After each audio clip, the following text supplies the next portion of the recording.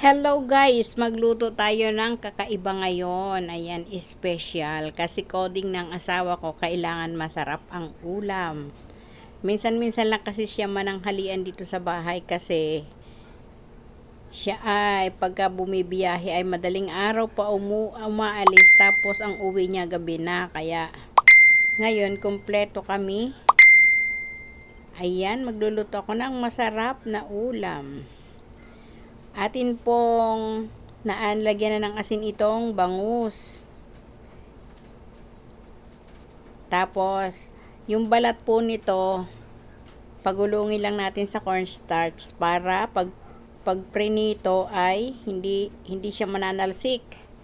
Kasi ang bangus di ba pag piniprito ay nananalsik. Nakakatakot nga magprito ng bangus. Ito ang sikreto ko para hindi magtalsikan ang mga mantika habang ikaw ay nagpiprito. Pagulungin lang ang balat sa cornstarch. Ayan. Kahit na yung iba yung laman ay huwag na pagulungin. Basta yung balat makover ng cornstarch. Ayan. Ating pasasarapin ang bangus. Gusto kasi niya nung asawa ko inihaw. Sabi kong ganun. Pag inihaw, ang laki-laki, hirap ihawin nun, mahaba. Kaya ganito na lang ang lulutuin natin. Pagkapaksiwayaw ng mga bata. Gusto nila prito. Pagka prito lang, wala namang kasabaw-sabaw. Kaya kailangan nating diskartihan ng masarap. Ayan. O, ayan, ipiprito na natin. Hindi siya nananalsik pagka may cornstarch. Kaya kung kayo ay natatakot sa pagpiprito ng bangus, ayan, ganito ang gawin nyo. Pagulungin nyo muna sa cornstarch. Ayan. Tapos ihanda na natin ang mga kailangang ihalo. Habang tayo ay nagpiprito, habang nagbo-voice over ako, may eroplanong dumaan, napakaingay. Kaya pinutol ko ang aking pagbo-voice over. Ayan, iwan po muna natin itong ating piniprito. Tayo mag-asikaso ng yan, mga kailangang ihalo. Linisin natin itong pechay. Alam nyo guys, ang isang nanay dapat maraming alam na iluto para hindi sila mananawa sa mga putahe-putahe. Pagka lagi na lang sinigang or prito lang ay ayaw nila. Siyempre nananawa din ang kanilang mga dila, ang kanilang mga panlasa. Kaya luto naman tayo ng kakaiba na masarap. Ayan, atin mo nang babaligtarin itong piniprito nating bangus. Ahunin na natin yung pwedeng ahunin. Okay lang to, hindi masyadong brown. Kaya lang ay sa kabisihan ko nasobrahan ng pagka-toasted. Pero okay lang naman, lalambot din naman ulit yan pagka niluto ulit. Diba walang talsik ng mantika. Kaya yan ang sikreto. Kung gusto mo magprito ng bangus na ikay natatakot sa talsik ng mantika, pagulungin mo sa cornstarch ang balat. Balat lang kasi ang nagtatalsik ng mantika. Ayan. Atin ang gayatin itong ating mga ingredients. Bawang, sibuyas, kamatis, silinghang or siling verde, at saka pechay. Pechay Tagalog. Dalawang klase ang pechay, may pechay Bagyo. Ito naman ay pechay Tagalog ang ating ihahalo dito. Tapos gata. Meron din ako diyang nilagay na bagoong na alamang. Ayoko nung may kulay, kaya yung walang kulay ang binili ko. Ayaw ko nung ma-food color.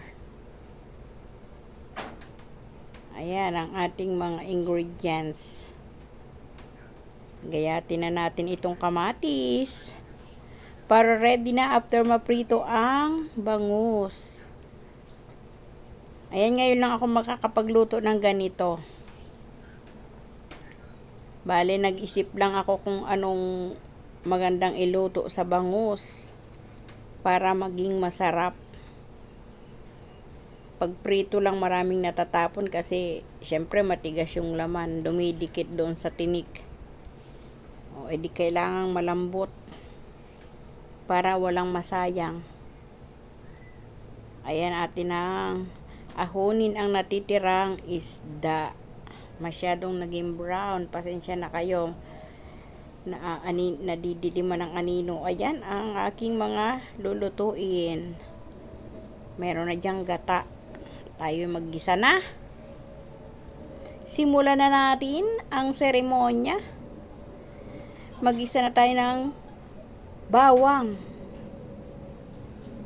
Kailangan ay medyo brown ang bawang. Ayan. Kaunting mekos-mekos lang para maging masarap ang ulam. Mag-shoutout muna tayo dyan sa mga palagian nating manonood. At sa ang unang-una nating i-shoutout ay ang ating mentor na si Sir June Rocaberte. Ayan. Maraming salamat Sir June sa palagi ninyong pagtulong sa pagpapalaki ng aming bahay. Ayan. Maraming salamat din sa mga team Locotoys na laging nandyan.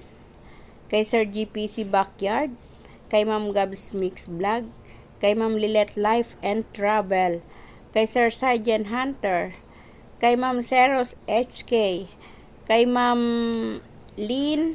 Arlene Channel, at kay Sisi Cabitenya Vlog. Ayan. Maraming salamat din sa mga Team Solid na lagi sumusuporta sa atin. Kay Sir Dennis Vlog, kay Bing The Other Side, kay Manager Eloge Gaming, and Just Elise. Ayan.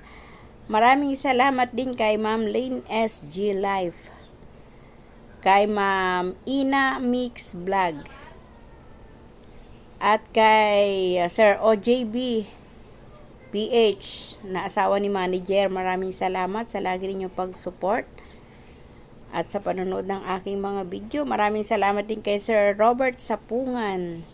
Maraming salamat din kay Ma'am Reyna's Vlog TV, kay Ma'am Josella in Hong Kong, kay Sis Winnie De Leon, kay Sis Gemma Mix Vlog, kay Sis Jeanette. Ayan, kay Ma'am L De Los Santos. Maraming salamat. Maraming salamat din kay Sir Eric Kids Story, kay Bro Onyx Gaming and Adventure. Maraming salamat. At sa mga hindi ko nabanggit, maraming salamat kay Ma'am Shinil. Thank you so much Ma'am Shinil sa lagi mong pagsuporta sa akin. Maraming salamat. Ayan. At itong ating balik tayo dito sa aking niluluto. Ang napakasarap nating espesyal na luto sa bangus. Ayan, ating palapot-laputin na yung gata bago ilagay na natin ang pechay. Ayan. Inuna ko ang pechay kasi luto na rin naman ang bangus, kaya inuna ko ang pechay kaysa sa bangus.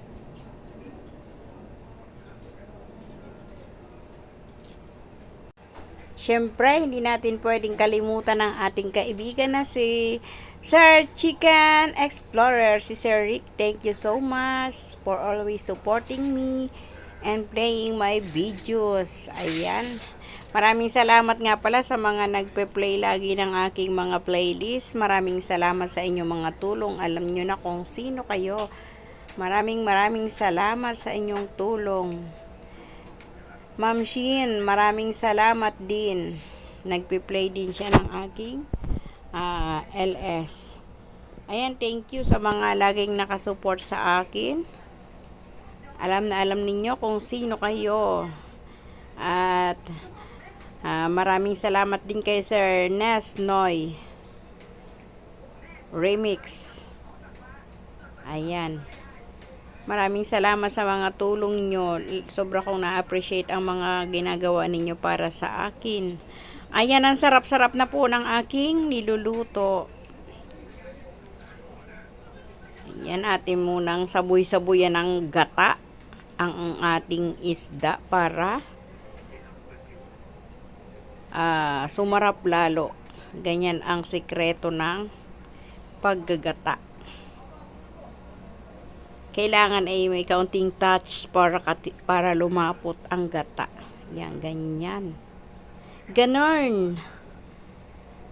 Ayan, ipagpatuloy nyo na ang inyong panonood at sama-sama kayong magutom at matakam sa aming ulam for today's video.